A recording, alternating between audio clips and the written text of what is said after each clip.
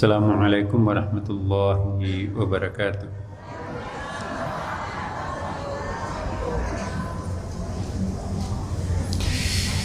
Alhamdulillah, Alhamdulillah, thumma alhamdulillah wa syukurillah wa salatu wassalamu ala rasulillah Sayyidina Habibina wa Syafi'ina wa Maulana Muhammadin sallallahu alaihi wasallam. Amma ba'd. Ibu-ibu dan bapak sekalian yang sama-sama dirindukan Allah, sama-sama dicintai Allah Subhanahu wa taala, pada malam Jumat yang penuh berkah, marilah kita menundukkan kepala sejenak untuk merenung, untuk memikirkan betapa banyak rahmat Allah yang dianugerahkan kepada kita. Lalu kita bandingkan berapa besar pengabdian kita yang sangat tulus ikhlas terhadapnya. Jika belum seimbang, maka marilah kita mencoba untuk memahami bahwa kita belum bersikap adil pada diri kita sendiri. Wa ma dhalamahumullah walakin anfusahum yadlimun. Tidak ada orang yang bisa menganiaya Allah, tapi dia menganiaya dirinya sendiri. Bapak Ibu, pada malam ini kita akan mencoba untuk inward looking, melihat ke dalam, menengok sisi-sisi dalam spiritualitas kita. Selama ini kita terlalu banyak melihat keluar. Ukuran-ukuran yang kita jadikan tolak ukur ialah ukuran dari luar diri kita sendiri. Paling dekat adalah ukuran biologis kita. Mari kita melihat, menengok lebih dalam diri kita sendiri, jati diri kita yang paling hakiki, yang paling sebenarnya. Apakah semua suara-suara batin, apakah semua hati nurani yang berteriak di dalam diri kita itu kita dengarkan? Jangan sampai kita hanya lebih mendengarkan panggilan biologis, panggilan luar, materi dunia, ya.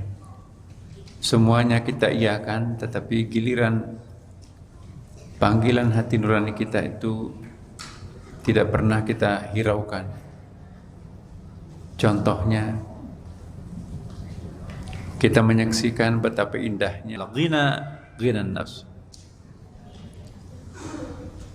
Orang yang tidak pernah mengasah ketajaman batinnya, sekalipun banyak tidak bahagia, sekalipun besar tidak damai, sekalipun tinggi ya tidak tenang. Karena itu sekali lagi kita diingatkan bahwa yang membahagiakan seseorang itu, yang membuat seseorang itu tenang, ialah keberkahan. Apa itu yang berkah? Berkah itu tidak mesti harus banyak, tapi sedikit. Di situ di dalamnya ada intervensi Allah Subhanahu wa taala. Divine working. Selalu ada niat, apapun yang dikerjakannya terlibat Allah, itulah yang akan berkah. Menurut Muhammad Al-Wasid, kecerdasan spiritual ialah pancaran cahaya yang memancar ke dalam hati. Dulu biasa disebut firasat. Firasat tajam itu kecerdasan spiritual. Pancaran cahaya yang memancar ke dalam hati. Orang yang memiliki ma'rifah lebih kuat, ya, dan mampu memahami rahasia dengan menggunakan anugerah dari Tuhan. Orang yang dekat dengan Allah Subhanahu wa taala dikaruniai feeling yang kuat sehingga orang itu nggak bisa dibohongi, sehingga orang itu mampu memproteksi dirinya dari bencana. Kenapa? Karena dia punya feeling. Feeling saya mengatakan jangan pergi. Kenapa nggak pergi? Pokoknya diajak, ayo ke puncak yuk. Loh kemarin mendaftar, kok tiba-tiba enggak? Ya maaf, saya ada kesibukan. Ya udah. Ada yang larang dalam batinnya, hei, mau kemana? Nggak usah pergi. Masya Allah, ternyata rombongannya itu kecelakaan di puncak. Yang melarang dia untuk pergi itu siapa? Yang melarangnya ialah pembaca masa depan. Siapa pembaca masa depan? Informan terhadap peristiwa masa akan datang. Tidak ada yang bisa memahami itu kecuali orang atau kecuali makhluk yang berada di level puncak ketinggian. Semakin tinggi martabat seseorang, ibu bapak, maka semakin dekat dengan Lauhul Mahfuz, semakin dekat dengan Allah Subhanahu wa taala, semakin dekat dengan pusat rahasia. Alam atas itu biasa disebut dengan alam malakut, alam jabarut. Jadi alam antara, kita ini kan alam syahada. Alam syahada itu alam kasar, alam di bawah, alam yang penuh dengan hijab, alam yang penuh benteng, dinding, kita nggak tahu apa di balik masjid, tembok-tembok masjid ini. Kalau kita naik ke puncak Monas, bisa kita melihat Jakarta. Kalau ke naik puncak lagi, langit ketujuh misalnya, apa yang nggak bisa dilihat? Itu kuat sekali. Nah disinilah alam atas itu biasa disebut dengan alam barzakh atau alam malakut, Bapak. Pernah saya jelaskan ini.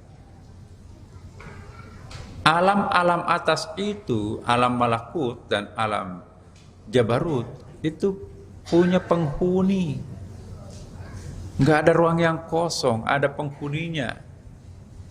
Siapa yang menghuni alam malakut?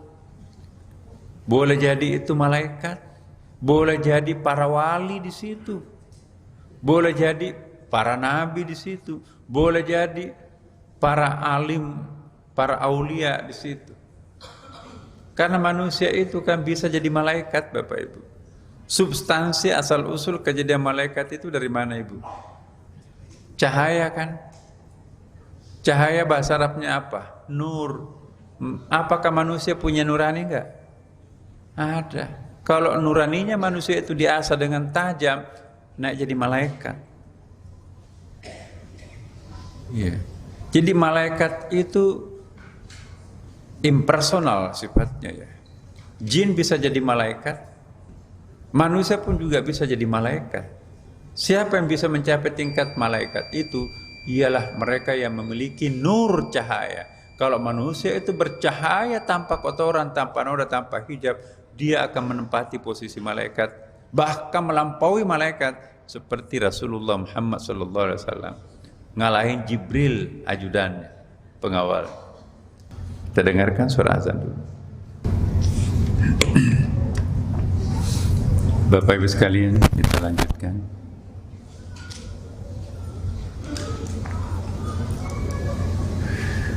Jadi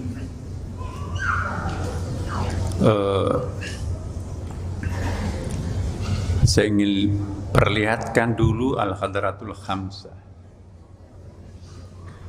Yang paling tinggi itu adalah Ahadiyah, the secret of the secret, Sirrul Asrar. Dalam hadis, Allah ingin memahami siapa dirinya sendiri, maka dia mengidentifikasi dirinya. Lahirlah apa yang disebut dengan Wahidiyah, muncullah apa yang kita sebut dengan Al-Ayanut Thabitah, itulah juga yang disebut dengan Nur Muhammad, itu juga biasa disebut dengan Nufusur Rahman, itu juga disebut dengan At-Tajallil Awal. Banyak istilah-istilahnya, tergantung ulama tasawufnya, tapi intinya sama. Ya. Itulah Asmaul Husna juga. Di bawahnya nanti itu ada alam Jabarut. Karena alam ini kan tidak langsung menjadi alam, tidak menjadi fisik langsung, ada prosesnya. Dari yang sangat abstrak, masih simpul, ya. Dia kalau kita lihat di dalam sufi-sufi yang terdahulu itu, di atas itu ada yang disebut dengan wujud, di bawahnya wujud itu ada yang disebut maujud. Maujud itu Bapak Ibu, lain maujud, lain wujud. Sedikit saya jelaskan lagi. Wujud itu sesungguhnya tak terlihat, tak tersadari. Yang disadari ini, itulah yang disebut dengan maujud. Bahasa Indonesia kita itu tidak mempunyai kemampuan membedakan antara maujud dengan wujud. Khusus untuk kita jamaah Masjid Sunda Kelapa, izinkan saya menjelaskan perbedaan wujud dan maujud. Karena selama ini kan interchangeable, tukar-tukaran itu ya. Contoh, atau jangan contoh dulu. Wujud itu ialah sesuatu yang menyebabkan maujud. Wujud itu adalah sebuah konsep di level abstrak. Setelah menjadi kenyataan, itulah yang disebut dengan maujud. Jadi apa yang tampak dalam bentuk masjid, karpet, apa yang kita lihat langit, bumi, itu sesungguhnya maujud. Meja ini maujud, kursi ini maujud, Bapak Ibu juga maujud. Bahasa kimianya atau fisikanya, maujud itu lebih kepada spesies. Genusnya yang di atas itulah yang disebut dengan wujud. Bahasa filsafatnya begini. Ada A. Atau misalnya A, B, C, D, E. Jadi A ada, B ada, ya kan? C ada sampai Z semuanya ada. Iya. Kata-kata ada dengan A, B, C, D. A, B, C, D itu adalah produk daripada yang ada. Turunan daripada yang ada. Kata-kata ada itu. Ada itu wujud. Turunannya A, B, C, D, E, dan seterusnya. Itu yang disebut maujud.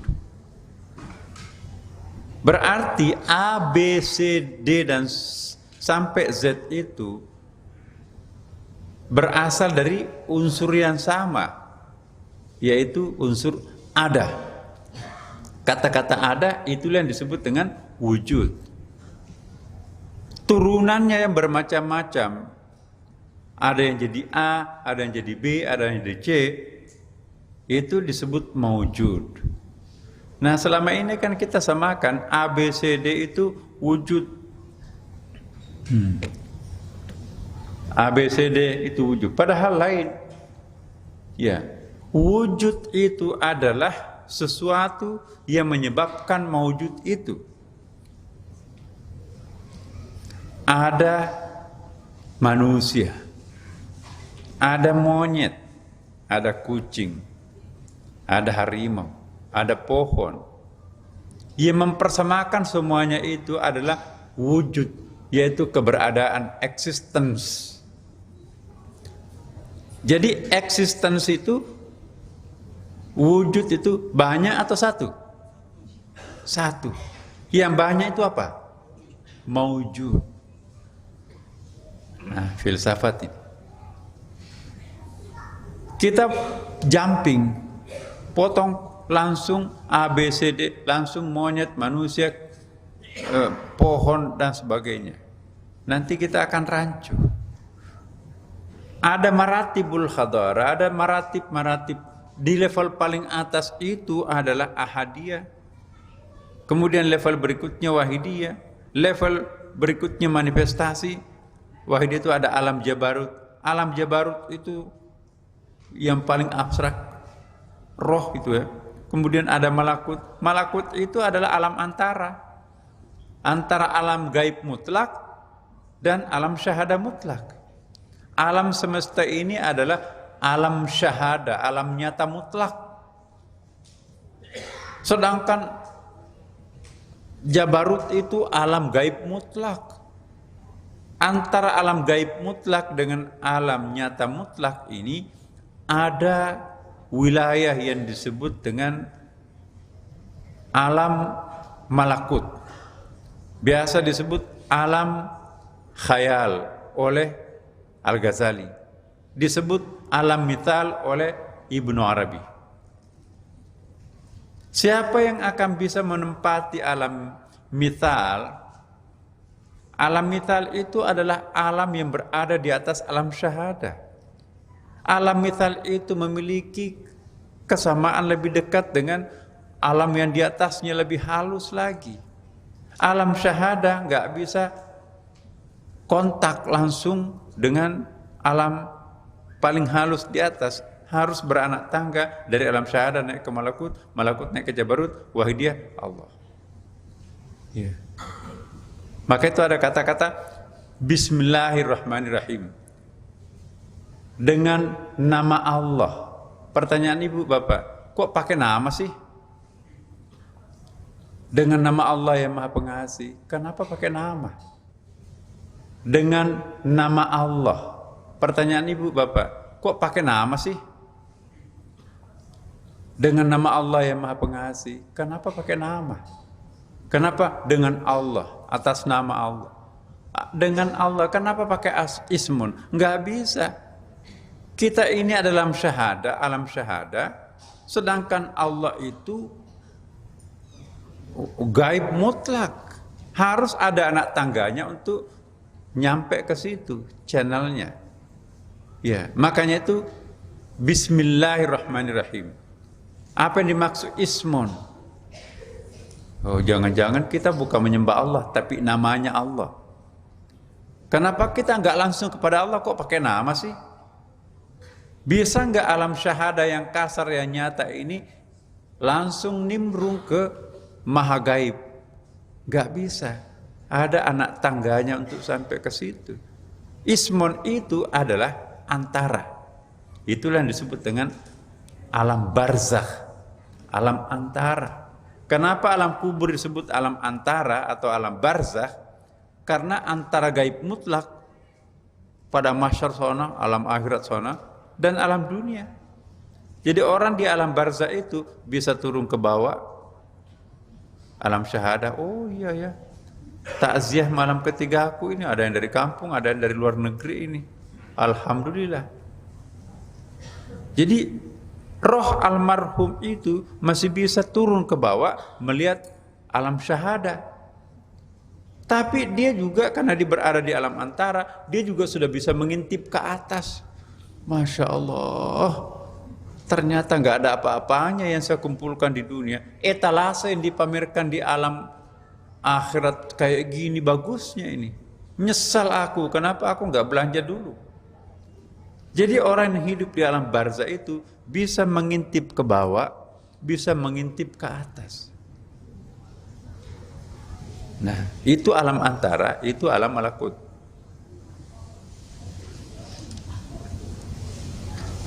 Nah, coba kita lihat.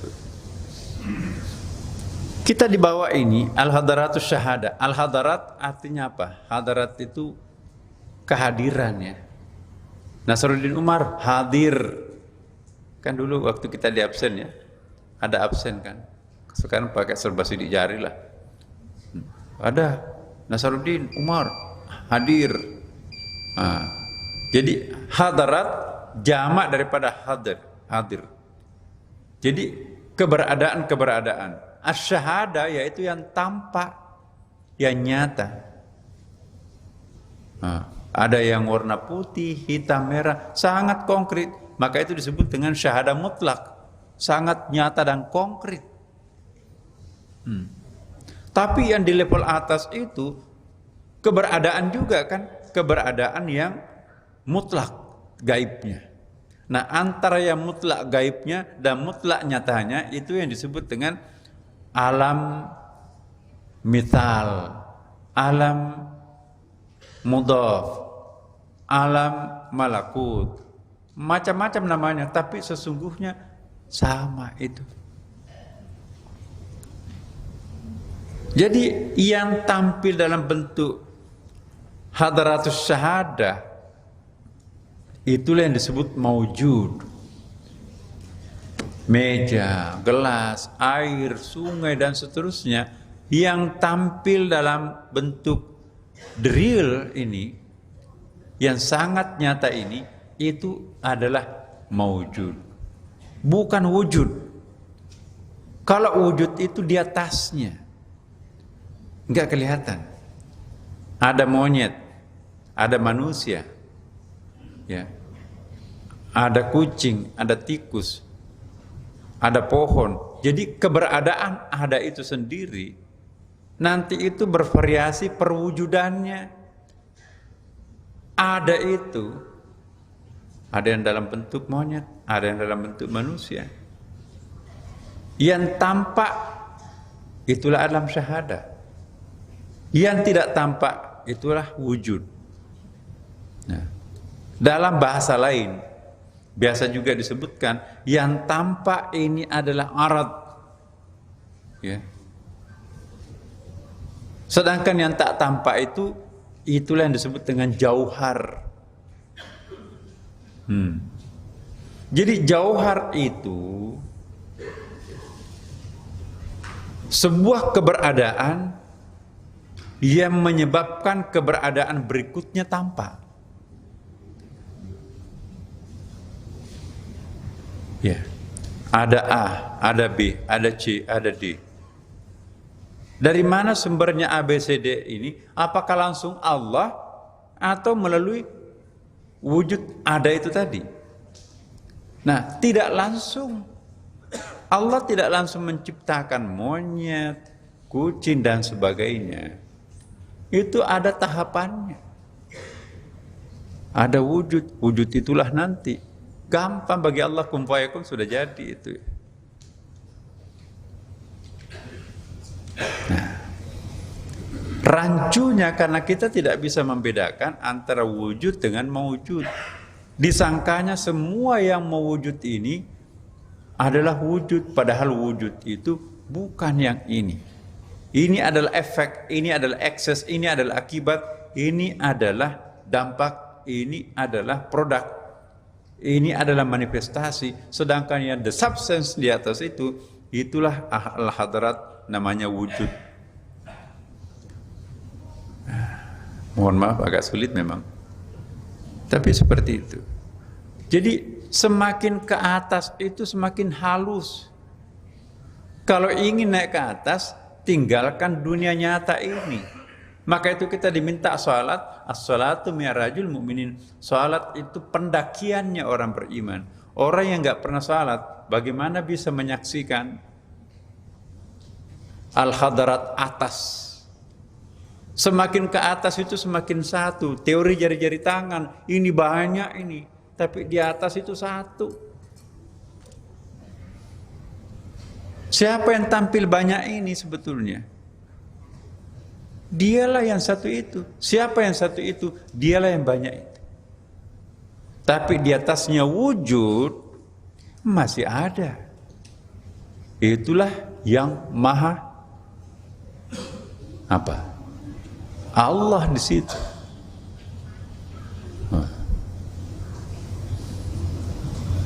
Coba.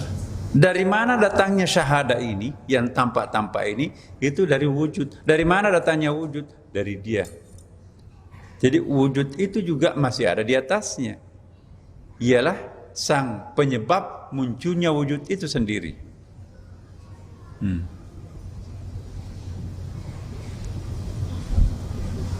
Matahari menjadi sumber cahaya.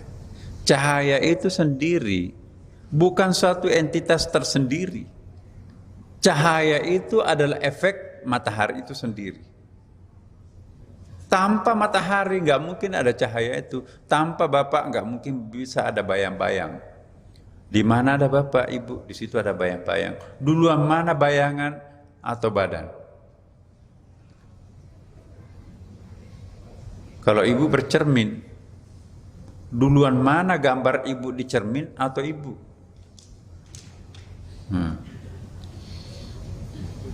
Tidak mungkin kita bisa hakul yakin, ma'rifah, memahami secara detail, secara meyakinkan, kalau kita nggak membahas atas. Kita itu cenderung udahlah urusan atas nggak usah. Kita sibuk ahli kimia, sibuk ahli biologi, sibuk ahli fisika, bikin pesawat dan sebagainya. Tapi dia nggak tahu Tuhannya. Dia sibuk bermain di bawah kurun tempurung dunia, tapi di atas tempurung itu ada apa dan seterusnya. Ternyata nggak mungkin ada yang nyata tanpa ada sumbernya. Dari mana alam nyata ini? Dari yang tidak nyata itu sendiri. Tapi nanti juga pada akhirnya apa yang kita persepsikan ada maujud ini, kalau kita lihat hakikatnya, ya, maka pada akhirnya juga akan kembali ke atas. Filsafat memecahkan persoalan ini. Contohnya Thales memecahkan persoalan ini. Contohnya Thales, manusia. Apa sih intinya manusia? Manusia itu hanya kumpulan partikel-partikel terkecil yang tidak bisa diurai, yaitu atom. Jadi manusia itu kumpulan atom-atom. Jadi kalau atomnya diurai akan jadi tepung, jadi debu, jadi apa gitu kan. Nggak ada wujud manusianya lagi. Jadi apa yang dipersepsikan manusia itu ada kepalanya, ada tangannya. Begitu dia menjadi tepung, ada nggak? Hilang manusia itu kan. Manusia itu karena atomnya itu dibikin seperti manusia. Ada acuannya. Nah sekarang Thales berpendapat asal usul segala sesuatu alam raya ini yang kita sebut alam nyata ini tidak lain adalah atom. Muncul ilmuwan lain, atom masih bisa dipecah, proton masih ada pecahan lain. Ternyata muncul lagi Anaximander, ternyata bukan atom, tapi asal usul sesungguhnya adalah air. Muncul lagi bukan air, tapi uap. Kalau air masih ada bentuknya, kalau uap itu kayak embun, itu kayak uap itu ya, uap. Muncul lagi energi, nggak ada bentuknya, nggak ada wajahnya. Pada akhirnya yang nyata sesungguhnya itu bukan yang nyata ini. Yang kita anggap alam syahada yang nyata ini wujud-wujud kamuflase. Kayak fata morgana, tuh air di tengah jalan. Begitu kita mendekat nggak ada air di situ, itu namanya fata morgana. Jadi wujud kita ini sesungguhnya wujud bohong-bohongan. Yang maha wujud yang sejati itu siapa? Itulah yang disebut wajibul wujud Allah Subhanahu wa taala.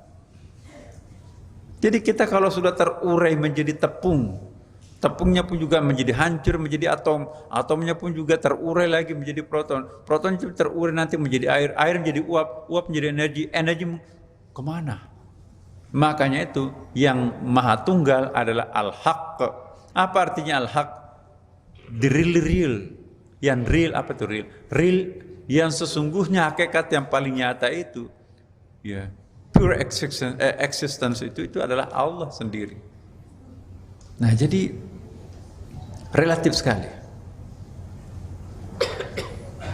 Kita lihat gambar di atas.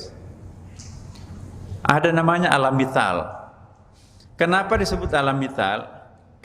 Alam mithal itu dekat dengan alam syahada di bawah. Tapi di atasnya itu ada dimensi alam arwah. Itu dekat dengan alam gaib di atas. Baik alam arwah maupun alam mithal itu tetap menjadi bagian hadratul gaib mudhaf. Mudhaf itu artinya apa ya? demarcation area ya, alam antara, alam barzah namanya, alam antara. Jadi Bapak Ibu, orang yang hidup di dunia ini di alam syahada, kalau dia sering naik ke atas, kalau dia bersahabat dengan penghuni-penghuni alam atas yang abstrak itu, maka orang itu nanti akan memiliki sahabat-sahabat spiritual. Wahai sahabatku, jangan pergi ke puncak besok, karena saya lihat di Lauhul Mahfuz kecelakaan besok terjadi. Aku nggak jadi deh ke puncak. Kenapa? Ternyata kecelakaan. Seandainya dia ikut juga kecelakaan. Jadi ada yang memberikan warning. Nah, ini yang kita bahas. Apa yang dimaksud dengan kecerdasan spiritual?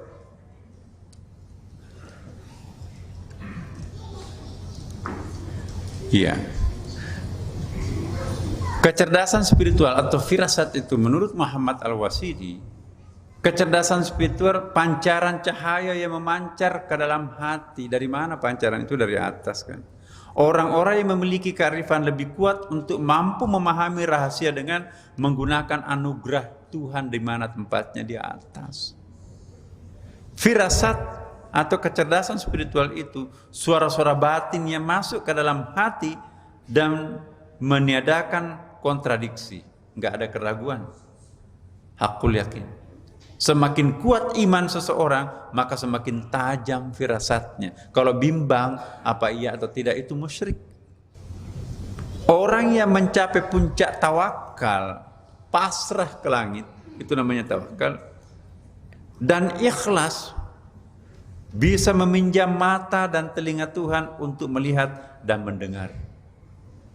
Jadi kalau orang yang terpaku di bawah tempurung bumi dunia, uang materi ini, nggak bakalan bisa meminjam mata Tuhan untuk melihat, meminjam telinga Tuhan untuk mendengar. Siapa yang bisa meminjam mata dan telinga Tuhan? Ialah orang yang bolak-balik naik turun naik ke atas. Nah, jadi kalau orang nggak pernah betah di atas, pandangannya turun lalu ke bumi. Orang yang memikirkan makhluk setiap hari, begitu bangun tidur, pekerjaan, uang, jabatan dan sebagainya, mikir kendaraan, rumah, anak dan seterusnya, itu di bawah itu. Jadi kalau satelit kita itu menghadap ke bawah, yang ditangkap itu alam syahada, bukan Allah yang di atas. Nah sekarang kita mungkin bisa membalik, satelit kita itu menghadap ke atas.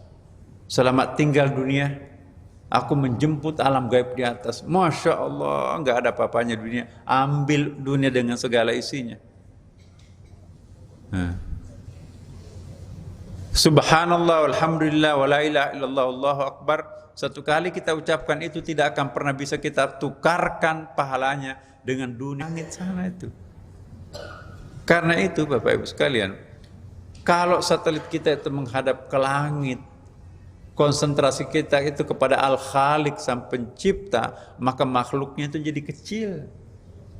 Tapi kalau satelitnya itu menghadap ke bawah, makhluknya jadi besar. Tas, mobil, rumah, jabatan, istri, suami, cantik dan semuanya. Yang mengecil apa? Dimensi atas, Tuhan kecil. Mulutnya Allahu Akbar, tapi yang besar rumahnya. Yang mewah mobilnya, yang cantik istrinya, yang tampan suaminya, itu yang menjadi penyita konsentrasinya. Konsentrasinya Tuhan itu kecil sekali.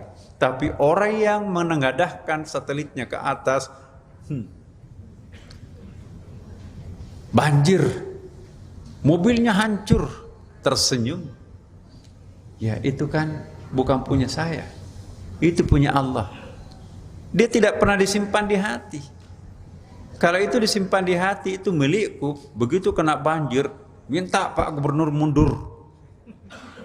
Ya Allah. Begitu banget. Tapi orang yang menengadahkan satelitnya ke atas, ya, Lauhul Mahfuznya sudah hancur seperti itu. Mau diapain? Apakah ada orang yang mampu memanjat hujan? No. Tuhanlah. Nah, kalau orang beriman itu enak bawaannya. Enggak ngamuk-ngamuk. Orang yang suka ngamuk-ngamuk, orang yang suka emosional itu satelitnya menghadap ke bawah. Tapi orang yang selalu riang gembira, alhamdulillah, satelitnya menghadap ke atas. Pengajian tasawuf ini memutar satelit kita dari bawah ini ke atas. Jangan ada yang balik dari satelitnya sudah bagus ke atas, turun lagi ke bawah. Kalau miring-miring ya ditangkap sedikit, tangkap juga sedikit, kayak kita di sini lah kan. Kalau malam minggu ke bawah, malam Jumat naik ke atas. Ya Allah. Yang ketawa pasti pengalaman itu. Jadi Bapak Ibu sekalian, Masya Allah, subhanallah. Inilah ma'rifah. Tebal tipisnya alam gaib itu tidak sama bagi setiap orang. Ada orang transparan. Kenapa transparan? Meminjam mata Allah untuk melihat. Ada nggak alam gaibnya Allah? Gak ada. Ada nggak yang tidak bisa dilihat oleh matanya Allah? Gak ada. Kalau kita pinjam mata Allah, kita juga akan transparan melihat semuanya. Maka itu para wali yang menggunakan kacamata Tuhan. Tunggu, Pak Syekh, kok kenapa nggak mau menatap orang? Padahal itu artis loh. Apanya artis? Kepalanya mirip khimar, kuda kan. Bagi kita cantik banget, tapi dia melihatnya mungkin karena artis itu suka dosa, maksiat, kayak binatang. Bagi kita, waduh jelek, hitam, bopeng, terpanah, cantiknya. Ya. Kalau Bapak Ibu menggunakan kacamata Tuhan, menengok istrinya yang rajin salat tahajud, yang rajin puasa Senin Kamis, yang mengasuh anak kita menjadi anak soleh dan soleha sampai hafal Al-Quran, bintar masak lagi. Begitu melihat, Masya Allah, engkaulah bidadariku. Dia melihat istrinya itu bidadari. Apanya bidadari? Udah ompong, udah keriput, udah ubanan. Apanya bidadari? Jadi kalau mata dunia yang melihatnya sudah ompong, keriput, hitam, mana bau lagi kan? Tapi kalau mata Tuhan, mata spiritual yang melihatnya, Masya Allah, aku tidak akan pertukarkan kamu dengan 10 bidadari. Engkau di atas segala-galanya. Demikian pula sebaliknya. Ya. Ungkapan yang menyatakan dia memandang dengan cahaya al-haq, artinya memandang dengan cahaya yang dikhususkan Allah kepadanya. Menurut Al-Qahtani, firasat ialah ketersingkapan keyakinan, kemampuan melihat yang gaib, dan semuanya itu karena kekuatan iman yang dimilikinya. Tapi iman itu berkelas-kelas, berkasta-kasta, bertingkat-tingkat. Ya. Iman Jamaah Sunda Kelapa, Masya Allah, sudah puluhan tahun, jadi S10 lah itu. Nah ini ada hadis, ittaqu firasatul mu'min fa innahu yanzuru binurillah. Takutlah kalian kepada firasatnya orang mukmin karena dia bisa melihat dengan cahaya Allah. Ini hadis.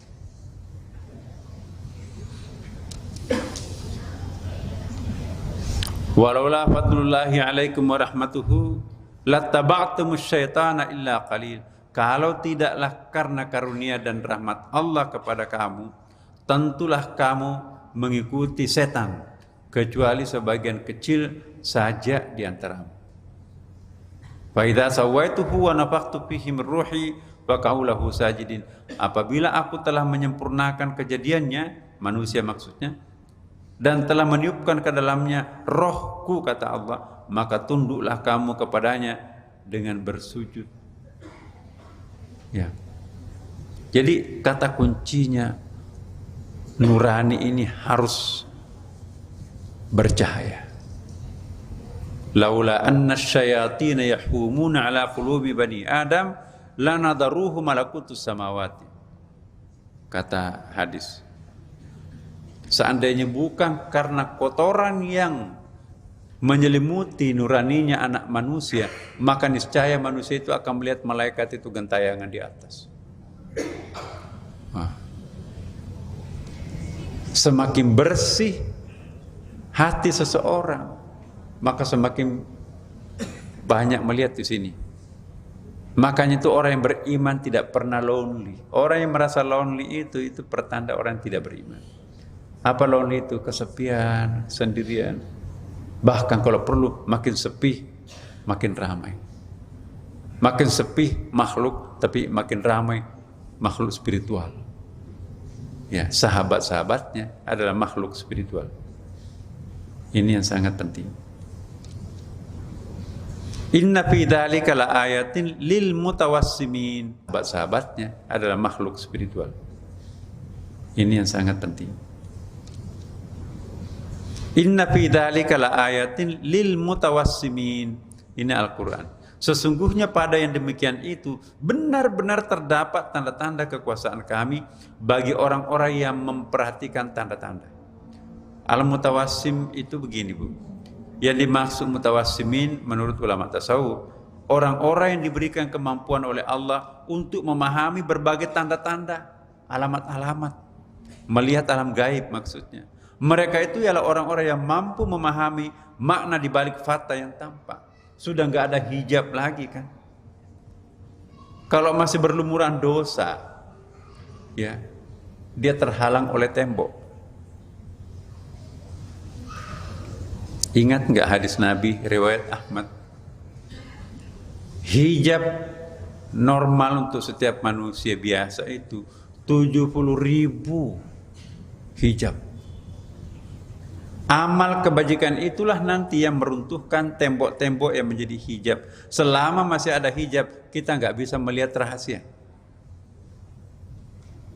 Hijab itu ada yang tipis, bisa ditembus dengan telunjuk kayak kertas. Hijab berikutnya ada yang seperti kain, harus dengan pisau gitu. Hijab berikutnya itu tripleks, parang. Hijab berikutnya itu adalah tembok. Dan hijab yang berikutnya itu nanti itu adalah benteng besi. Apakah kita punya kekuatan untuk mendobrak benteng? Kata Rasulullah SAW, ya, pendobrak benteng itu ialah takbiratul ihram. Itulah sebabnya, seandainya orang faham apa arti dibalik takbiratul ihram, tidak akan ada salat sunat apapun yang ditinggalkan. Karena 70.000 benteng yang menghijab kita untuk tidak bisa berjumpa dengan Sang Maha Suci di sana. Di antaranya itu adalah tembok, benteng. Spesialis penghancur tembok untuk menembus hijab-hijab itu adalah takbiratul ihram. Kalau yang lainnya ya bisa menembus terpal, bisa menembus papan. Spesialis untuk merobohkan benteng itulah takbiratul ihram. Makanya itu Bapak Ibu sekalian, perbanyak takbiratul ihram. 70.000 benteng itu nanti akan dirobohkan. Makin sering kita salat, maka makin bobol benteng-benteng penghijab kita sendiri.